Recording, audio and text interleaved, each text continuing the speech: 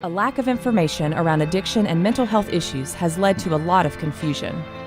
Heroes in Recovery is here to set the record straight and break the stigma through the power of storytelling and by celebrating the heroic efforts of those who walk this road of recovery every day. Our movement is built on the personal journeys of survivors, shining a spotlight on the disease of addiction and creating a global community of support. Go to heroesinrecovery.com to share your story, read hundreds of others, or join us for a 6K race. Together, we can break the stigma. Yo, what's up? This is Jacoby from Papa Roach. This is Ryan Lee. This is Wes. This is Bob Force. This is Rich Roll, and you're listening to Sober Guy Radio.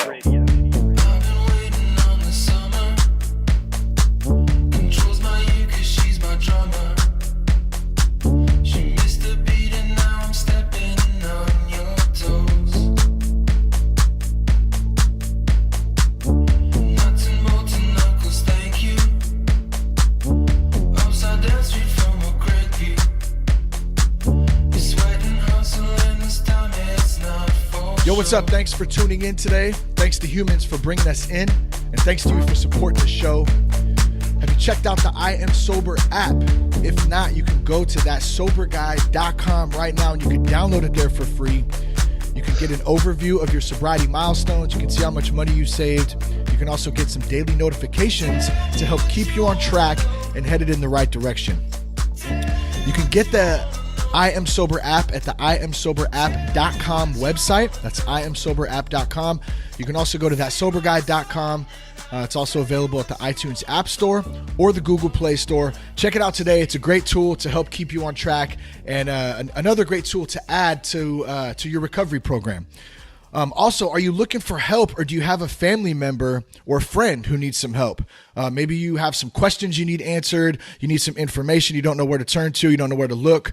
You can call Foundations Recovery Network. They have a confidential and private line. And let me give you that number. It's 1-877-714-1318.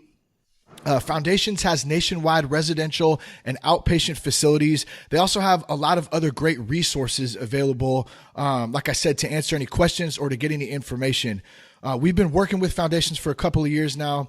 I know a lot of the people in there personally, and they're all phenomenal, amazing people who really do care. So if you're looking for a resource, once again, let me give you that number. It's 1-877-714-1318. All right, we're going to get to our guest today. I'm super pumped to have him. His name is Tate Gunning. Let me give you a little background about him. Tate is a recovery advocate and a speaker. He was acclaimed as one of Arizona's finest high school athletes, where he won 3 state championships, 2 as quarterback and 1 as a shortstop. A baseball scholarship took him to Arizona State University, where partying overtook his priorities. For the next 15 years, he spiraled downhill into addiction. And finally, while living homeless, he overdosed on heroin and nearly died. And this was also the experience that changed his life. Now, Tate is 4 years sober. He helps others find balance and enjoyment in recovery. And he entered his life's purpose with the creation of his website, In-House Treatment. And today, Tate pursues a career in commercial real estate and trains young athletes, while healthy living paves the development of In-House Treatment. Super stoked to have him today. He's a super rad dude, and he's going to share some of his story and talk to us a little bit today about his recovery and hopefully inspire some of y'all out there and let you know that you can do the same. So Tate, man, it's great to have you today, man. Welcome to Sober Guy Radio. Shane, what's up, brother? I'm glad to be here. Been following Sober Guy Radio and following Shane Raymer for a long time, so thanks for having me on.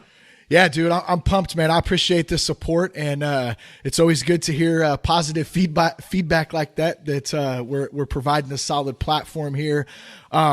So you're out in Arizona, is that right? Yeah, born and raised, Mesa, Arizona, just east of Phoenix. Nice. And see, I didn't know until I got some of your info, man. I didn't know you were a ball player, man. So that's legit right there. You got a team? Or you following baseball on the major league level too? Oh, for sure. You know what's funny is one of the first things I remember getting in contact with you online, social media is you wear a nice A's hat. I love it, man. Thank you. Repping the Oakland for sure. I remember the old teams with like Ricky Henderson and Jose Canseco and Mark McGuire, Walt Weiss. I mean, those were the guys. And so The A's was actually my team growing up, and then the D-backs came to town, and so I'm a D-backs fan. That's cool, man. So you're keeping it local, so you get to get out and get to some games and such in your area.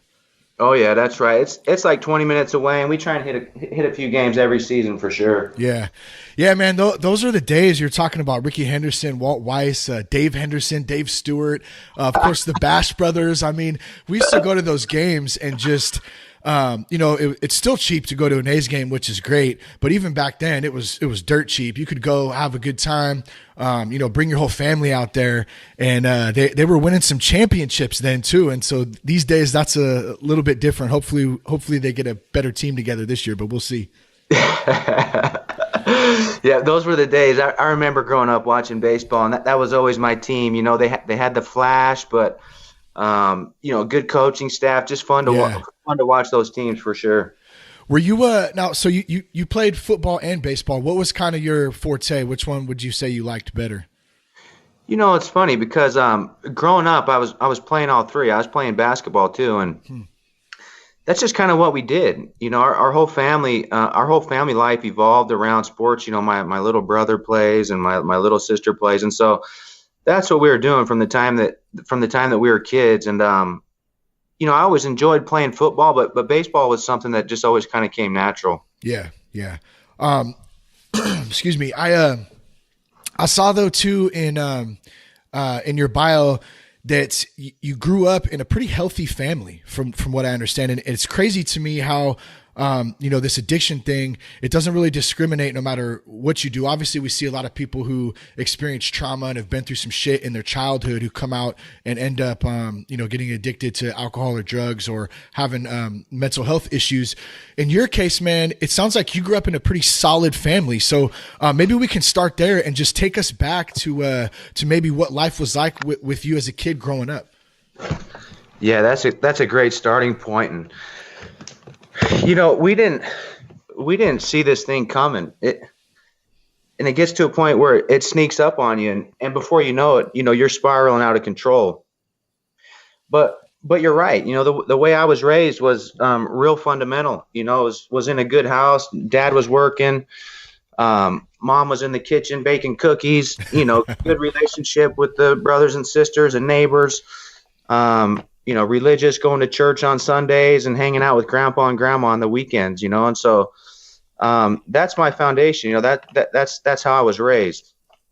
Pretty solid, like tight-knit family, a lot of love. It sounds like a lot of good times, probably some good memories too.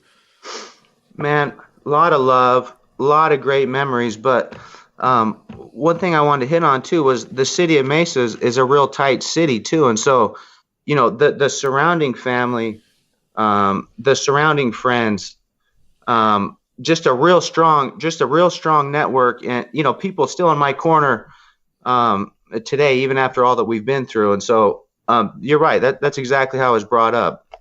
How big is Mesa? How many people in the city of Mesa? Man, it's a suburb of Phoenix, and so the whole Phoenix metropolitan area is growing every day, and it's a monster market. Yeah. So I would imagine you probably spent a lot of time out in Phoenix then too. If you're getting into the city, and as you start getting older, what kind of happens? What transpires like through playing sports, and then as you get maybe into your teen years, like where does life start to change a little bit for you? Life was always pretty consistent until the high school years, and so we got Phoenix downtown. That's big, but the cool thing we got is Arizona State, which is in Tempe, Arizona. And so Arizona State's, big college town. Tempe's a big college town, and it borders Mesa. And so between Phoenix and between, Tempe, Mill Avenue, Arizona State, Pac-10, Pac-12 stuff, that was what we did on the weekends. No partying whatsoever at Arizona State or anything, right? It's like that's right. Kind of the hub for that spot, huh? Yeah, they have a pretty good athletic program, but they've got a stronger party program. Well, I remember they were in the World Series, College World Series, weren't they? Like I don't know how many, not too long ago, or am I all jacked up on that? I want to say I remember them. they got an incredible baseball program, and I think the last time they were in the series, they were going back and forth with either UCLA or Stanford or one of your schools out there, SC, and but that's all Pac-12 stuff, and so ASU's right down the street, and ever since I was a little kid, I was watching baseball games there, going to football games there, and just supporting the team. So kind of take us through then in the high school. You're playing sports. Where does it start to change where you start drinking or start using drugs, or how does that kind of take shape and change your life? It's funny because we touched on it, and I was raised real proper, real fundamental, real Mormon in a Mormon home. And so we had a lot of rules, and in a way it was real sheltered. I almost lived in a bubble. And so there's pros and there's cons with that. I didn't see the cons until later on in life, but the pros definitely paved the foundation for athletic success because, I was the kid that was waking up before elementary school and hitting baseballs off a tee. Or I was the kid that was coming home from, junior high and playing catch with dad and videotaping my throwing mechanics. And, so that discipline really propelled me forward in athletics. And so I was real structured, even up through high school, not a whole lot of partying, not a whole lot of hanging out. It just was sports. And then, so that led to you getting a scholarship for baseball, right? Yeah, so that's right. So in high school, I played, on the football team as a quarterback, and we won 2 state championships. We went back to back my junior and senior year in the state of Arizona, undefeated high school teams. And then in baseball, we won another state championship. And so I went to a big high school in Arizona, had a fun ride and did the whole recruiting process, and ended up going to take a baseball scholarship at Arizona State. And once I got there, that's kind of when things started to change. Did you feel like this was a huge, step in the right direction, like living out your dream? I mean, I know if you're hitting balls off a tee when you're just a little guy and you're playing ball all through your life, very athletic, and then you get to this level, in a D1 school and an opportunity to play baseball. I mean, what was that like? Like where did that kind of take you emotionally in your own head? I look back at it now and I can see where we fell short, because that was my goal, was to play college sports, to get a scholarship. And, I can see clearly now that it was a goal setting issue because once I got there, I felt like I accomplished the goal. And so, I lost track of everything else. I stopped going to school. I thought I was just going to play baseball for the rest of my life.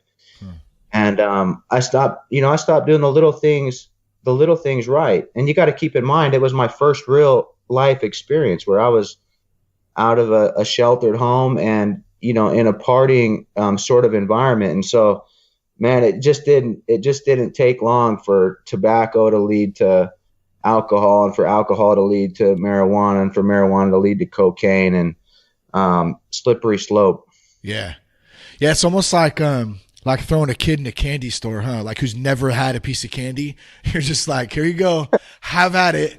And man, I can see how there's a lot of kids out there that go through that where, I look back when I was 20, man, I was so immature. I'm still immature. I'm 36. I'm still immature. But like when I look back then, like, man, the maturity level, especially of a dude, who's experiencing new stuff is it could be tough. You said that it started with tobacco and then led to alcohol and then you said weed or cocaine. I can't remember which order, but, so how does that kind of progress though? Like where does that come in and just kind of ruin everything around you? It kind of creeps in slow until it's got a stranglehold on you. And then at that point, not only did you not see it coming, but it's got you. And so, for me, that took some time because I could kind of get to a point where I could feel some things slipping and getting out of control. And so I would try and rein it in. But it wouldn't last. You know, I'm a curious devil. And so I was always looking onto the next thing, and the next thing, you know. And so it turns out I get kicked off the baseball team. I come home, you know, do some missionary work for my church. And so you can see I get kicked off the team, and then I clean up my act and go do missionary work. And when I got home from the missionary work, I get married, and, you know, so all these things start to evolve. But the whole time I was never really committed to the things that I was doing, because in the back of my mind, all I could really think about was the next party or the next thing to do. And so you can see where my mind was. You know, I was up and down, peaks and valleys. And that was, you know, that was my 20s. That was how I lived in my 20s. And so, you know, slowly but surely it gets to that point where it's just completely out of control. Yeah, and you mentioned too, like, you stopped doing the little things, man. And I want to bring that up because I think that's such a good example of just recovery in general, or just life in general too, whether it's being a father or being a husband, or just being a good friend, or just a good person. If we kind of compare that though to recovery, when we're not doing the little things, when we're not doing the things that you know, that keep us in check, that keep us on that right path, that's when things can start going downhill fast. And so I don't want to fast forward too far ahead, but like how important it is for you, like today, to do the little things in your recovery. Just like, I think before we even started recording, we kind of mentioned that a little bit, that little step process in the morning. Like, I wake up, I do a little meditation, I say a prayer, I go on a jog, I hit the gym, like whatever it is that you do to get your mind right. Like, what does that look like for you today? And how is that different from, you know, back in, you know, your college days when it really didn't work out for you? Sorry, that was like 8 questions in once, I know. But I think we're on a good topic here, and definitely in the middle of a good conversation. So I appreciate going back and forth with you, brother.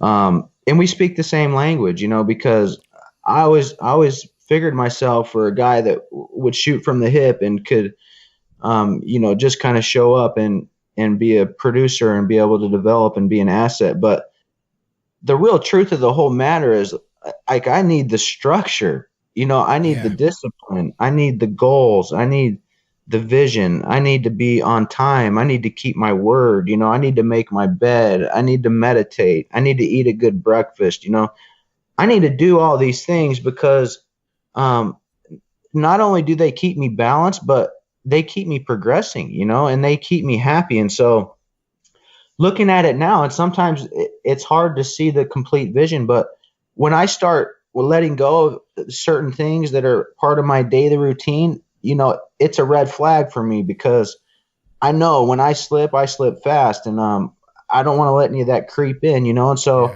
there was a point where I possibly was even too staunch with it. And so I'm trying to find the balance in all things right now, but I think that's what we're talking about, right? Yeah, no, absolutely, man. You're right on point. And if I could ask you real quick, and then we'll get back to, you know, to where, you know, it said you found yourself homeless, you overdosed and nearly died. So I definitely want to touch on that. But before we get there, like, I know I'm never perfect on each day. Some days are better than others, but, if it's like that for you, like on a pretty good day, what does a pretty good day look like for you, and waking up and staying inside of your program and staying locked into to like a positive mental attitude and taking care of business? Like, what does that look like? Man, I always say daily recovery, but to be even more truthful, it's hour to hour, it's minute to minute, you know, for me. And so, you know, I start after my alarm wakes up, and you know, the first thing I do is hit the pillow and pray. And then, you know, I take some deep breaths. And then I make my bed, and then I drink some water, you know, and so I'm slowly creeping myself into a structure, but also a routine, because I found that the more systematic I am in the morning, I can really put myself in a powerful position to take care of the rest of the day, you know. So, but between breakfast, between doing the dishes, between shaving, and then the last thing I like to do after I'm cleaned up is meditate. That's like the first 2 hour window of my day, and that's every single day, Monday through Sunday. Is there days where maybe you don't feel as locked in as you want to be? Like, how do you deal with those days where they just feel a little bit off? Is there something that specifically that you do, or you just kind of roll with it? We're not perfect, right? Dude, we're not perfect, and they come around, and I'm prepared for them to come around in the future too. But those are the really important days where you really need to buckle down and take things a step more serious, and make things a step more important, and put a little bit more emphasis into every single thing that you're doing. Because I've seen those days go both ways. I've folded in those days. Yeah. And I've seen that whole day turn to shit, where I didn't get anything done. I was in a bad mood, and then I'm depressed, and then I don't sleep good, and that could creep into a whole week. Oh yeah. Yeah. And then before you know it, you woke up and the week or maybe even the month is over, and you're like, man, what the hell just happened? It's like, man.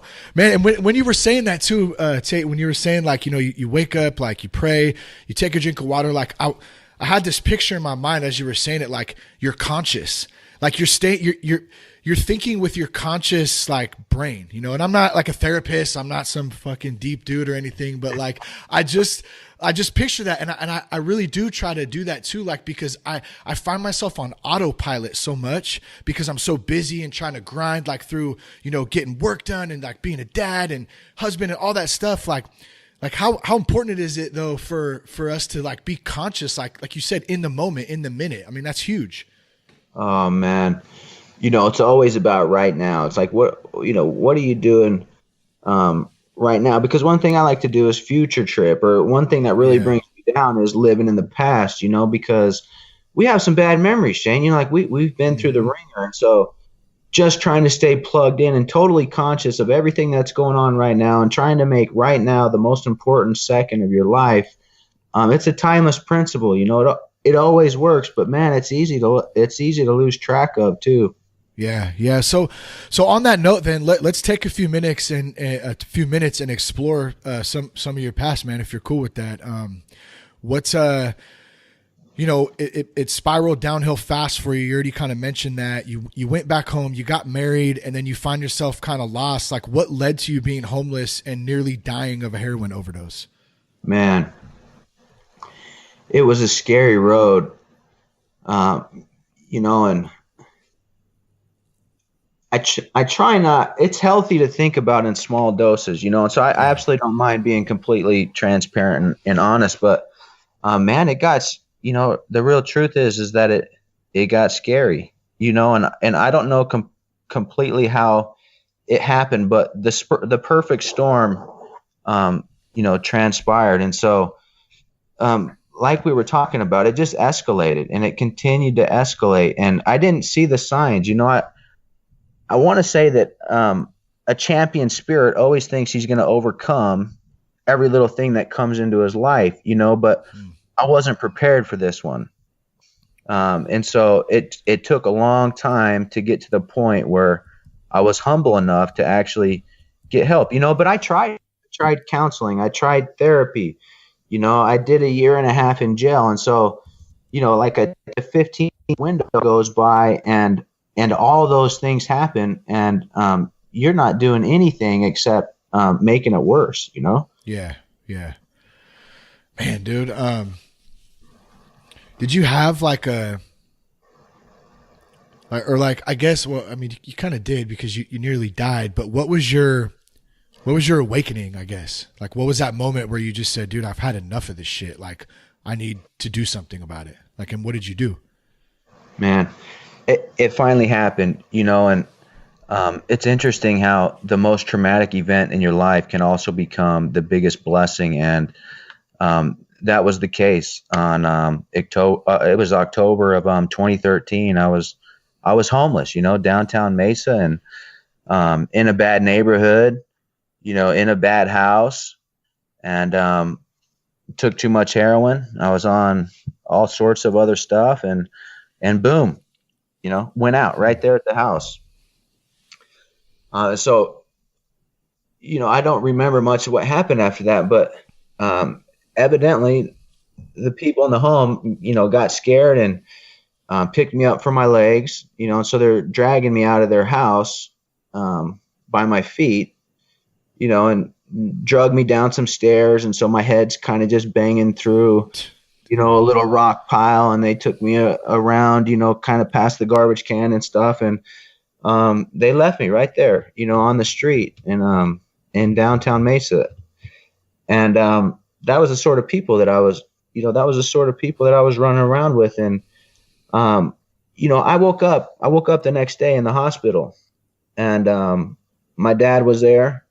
Some of my family was there. Evidently somebody had called the paramedics, and I got revived, and I was real foggy there for a couple of days, but that was the experience that really spurred everything else into movement, because I woke up and I remember looking in the mirror, and I had blood, coming down, dried on my face, and it was in my ears and down, on my neck, and I was just a wreck. My shirt was ripped, and but my dad was there, and so that's the thing I remember, is that that event, looking in the mirror and just being scared to death because I almost saw my life flash, was the thing that I needed to get the help. And so humbling experience, but that was really the first day of the first day of my recovery and the first day of the rest of my life. Yeah, man, that's incredible, bro. Like, dude, that's some sad shit, man, that, everything too, but I can't get over the fact that, these people just basically dragged your ass outside and left you there, man. That's just fucking cold. Some cold shit, man. But that's the position I put myself in. And so, I take complete ownership for the mistakes. I take complete ownership for the sort of decisions that I was making. But, the real beautiful part of the story is that was exactly what I needed to kick my ass in gear, Yeah. We talk about like God's blessings and how, you take a bad situation and turn it into something that is absolutely amazing. Now you're 4 years sober. I think too, you and I share, because I got sober in 2013 too. And I think we're just a couple months apart in that. So you have 5 years coming up this year. Is that right? Yeah, that's right. And you got 5 coming up too, don't you? Yeah. Mine is September 11th. And I want to say yours was December something. Is that right? Yeah, December 7th. So you got a couple months. Nice. Yeah, dude. Yeah. So we were both going through our own struggles in early 2013, man. Yeah. But so let's and I appreciate you sharing a little bit of that. I know sometimes it's not easy going back, and even when we just have to relive it just for a short period of time. So I really do appreciate you sharing, because I think it's important to get to know like where this came from. Where you've come from there. Now let's get to the most important part. And I think that's sharing what life is like today and what you've been able to overcome and what you've been able to accomplish. Like I said, you're 4 years sober. You got 5 years coming up today. Like, what does life look like for you, man? And how has your life changed? Man, life is good, and a lot of ways I feel like I'm making up for lost time too. And so I want to try and make every minute count. But the real truth is it's taken a long time to come around. When you're screwing around for 15 years, I'm happy with 4 years, and it's something that we should be, excited about, because we're starting to come around, Mm-hmm. But I realize that it's going to take a while to completely iron out, the mess that I made. And so, I'm at this point, I'm prepared. I'm prepared for the long haul, and it's taken a minute to get that sort of, mind frame built where I feel like I'm prepared to go to battle, and just excited to see what transpires and, where things go from here, because, we've built up some good momentum. We got a lot of good things going. And so I'm excited to see how, things play out at this point. Yeah. So what's up with in-house treatment? How did that start? And give us a rundown on what in-house treatment is and how it can help others out there who might be interested in checking it out. And in-house treatment, it's going to be a work in progress, but I remember it so clearly because it was September of 2016, and I was getting ready to go to church, and it was one of those events where I was shaving, doing my morning routine, and just part of kind of the day-to-day sort of ritual, and boom, it hit me, and when it came strong. I was like, I knew I had something. I didn't really know what it was, but it hit me in a way that I wanted to take action on it, and what I saw was this recovery platform and being able to share some of the things that have worked for me, in my recovery. And so, right then it started. And so I got the website built. I had a friend help me build it. And the website's real small right now. It's got a blog on it. It's got a homepage, an About Us page. And we work with addicts in the Valley. We got a handful of kids right now that we're mentoring. And it's going to be a work in progress for sure. But that's how it all came, And so since that point, I've started to put some of the pieces in play, and things are starting just barely to click together. We got a vision and we got some goals that we're trying to accomplish here in the next year. And so, we do social media. It's just an exciting time to see actually where it goes. Yeah, that's cool, man. It is exciting. And the website's really cool, man. I checked it out the other day. Let me plug it for you real quick too. It's inhousetreatment.com. And all these links in here, Tate's Facebook, Instagram, Twitter, inhousetreatment.com, we'll put them all in the show notes. So those of you out there listening, if you go to thatsoberguy.com, you can listen to the episode there, and you can also find any of the links that we talk about. What does, all of us, I've always been an advocate or I don't even know what the right word is. I don't know if it's advocate, but a supporter of everything works differently for different people. So one thing that might work for somebody doesn't work for someone else, and vice versa. We all kind of have, different ways that we like to do things. I know for me, like one thing that's key is having a sponsor and trying to stay plugged into community. Those are a couple things that have been huge that I've noticed the biggest difference in my own recovery and just dealing with life in general. I was wondering, maybe you can give a couple of tips that you like to use. Is it a 12-step program? Is it, whatever it might be that really helps you besides that daily routine? Can you share one or two of those points? Oh, for sure. And I like to think of it as like a recipe, and I spend a lot of time in the kitchen. And so I like to create, and I think it's a great analogy for what we're talking about is, my recovery recipe works best and tastes the greatest when I find the perfect ingredients to add, and so I don't really sell out to any one thing. I like variety, and I found that when I'm dabbling and trying to create the perfect recipe, I don't get stagnant, I don't get bored. And so there's those hallmark events, like the meditations and the AA meetings, and the discipline and the food and working out and getting, 7 to 8 hours of sleep. And I like to write, I like to journal. I mean, those are the cornerstones of my recovery. But, we have 24 hours in a day. And so the biggest pitfall for me is the downtime. Yeah. So I like to schedule, and I like to be regimented. And, between AA, between the gym, between work, between cooking dinner, between cooking lunch, between mentoring kids, and, doing all these little things, I like to think of it as a recipe. And so, day to day, my recipe is going to be different. I like to play chess as often as I can. Nice. I like to do all these different things, and they're all parts of my recovery, and it's not any one thing. It's using and managing my time as well as I can, and having the most discipline and structure and being around the best people possible. Dude, isn't chess fucking awesome? Oh my gosh. It's got my heart. I started playing chess in jail and I haven't stopped. Yeah, it's like I'm looking at I have a pretty nice chess table right next to me in my house, and and it's and I'm not like a phenomenal chess player. It's such a strategic and you know, it's a hard game. You know, there's so many different moves, but like it really equates to me to the game of life in a sense, because we're constantly trying to think ahead and constantly trying to calculate what that next move is going to be, you know, and it's a lot of fun. It's training, you know. It's a masterful game. It's so beautiful and harmonious how it works. It blows my mind every single time I play the game. It blows my mind how beautiful it is. I just had an idea too.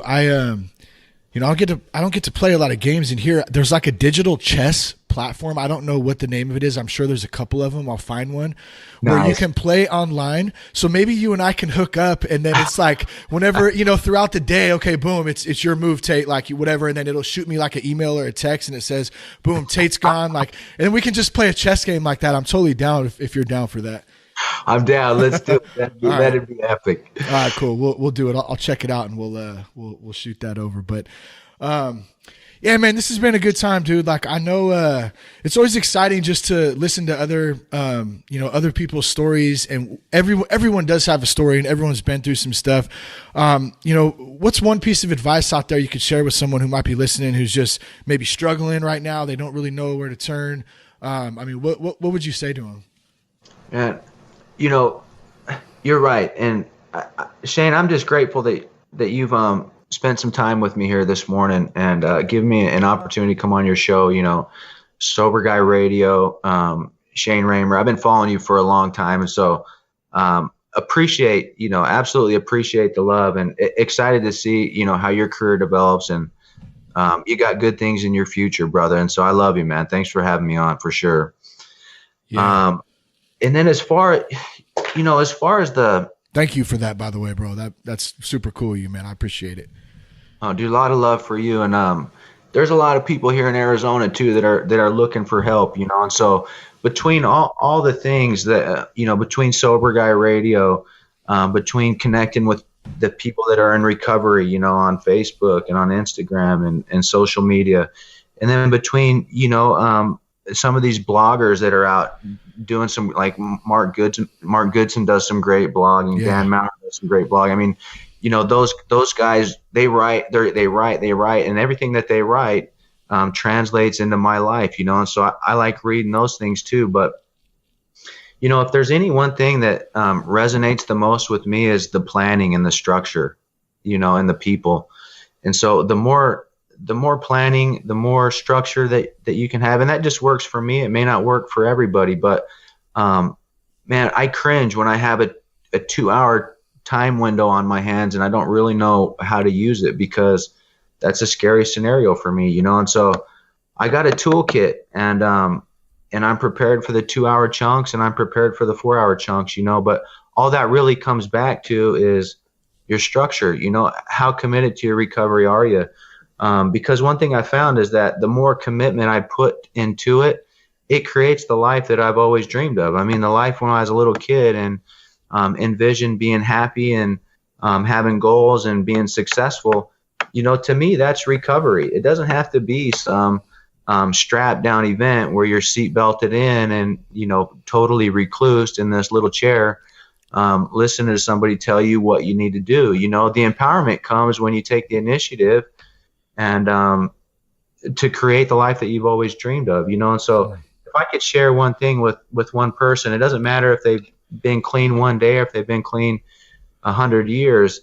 It's that, you know, it's never too late to start new, you know, and live every single day, every single minute, like you have something important to do, you know. And so I'm starting to catch that vision, and that's probably the most single important thing in my recovery. Man, that's good stuff, bro. That's super good. Thank you for sharing that, man. It's a great little nugget right there. Man, well, so let's wrap this thing up. Where can folks find you at, Tate? Like, if anyone wants to reach out to you, if they want to find some more of your work, where could they do that? You know, the website you mentioned, it's inhousetreatment.com. We have speaking engagements set up. We work with young addicts. You know, we We help families, go through the struggle. We can help find treatment. We can do a lot of those things, but the most important thing that we do is just become friends with people, and so that's kind of where this is at right now. We have social media platform built. It's in-house treatment, one word on Facebook and Instagram. And then on Twitter, we're in-house treat. And on that Twitter note, I did want to mention the recovery posse on the hashtag is a great component of my recovery too. If you're in a pinch and you need help, there's a recovery posse online on Twitter that you can tweet to and always get a response from somebody, a lot of times quicker than it would take for you to maybe call a sponsor or call a friend. It's just another tool that you can put into play. And so that's the recovery posse hashtag on Twitter, and they help me out a lot too. And so just look forward to seeing where this thing goes. And like I said earlier, Shane, I appreciate the time. Yeah, man, it's been great, man. I do too, man. It's been good chatting with you. I'm looking forward to a chess game. You probably kick my ass, but it sounds like you had a little more time to play it than I have. But it's good stuff, man. Thanks for coming on the show today, Tate, man. It's been a pleasure, bro. Yeah, anytime, brother. Love you and look forward to following you in the future, Shane. Appreciate it. Right on, man. Much love, too. Thanks for tuning in today. You can get more information at thatsoberguy.com. You can also follow us on Instagram, which is Shane Raymer, or Twitter at 5thatsoberguy, or at Shane Raymer. Peace, love, respect. Keep your blood clean.